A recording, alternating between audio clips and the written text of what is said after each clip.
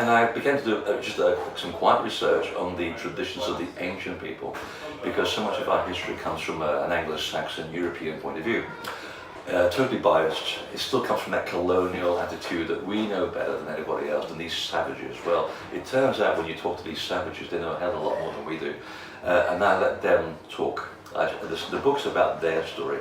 It really kind of starts around New Zealand, with a people we've never heard of called the Waitaha, how they predate the Maori, which is a very politically sensitive issue in New Zealand to begin with, as I found out. Not that I'm trying to undermine the Maori in any way, they had their position in history, but there were people there before them, and they said so when they arrived. We were greeted on the shores of New Zealand by tall, white-skinned people who were blonde or red-haired. Now that sounds a little bit weird. So when I started looking at the Waitaha tradition, they actually remembered the flood 11,000 years ago. That's a great story. They talk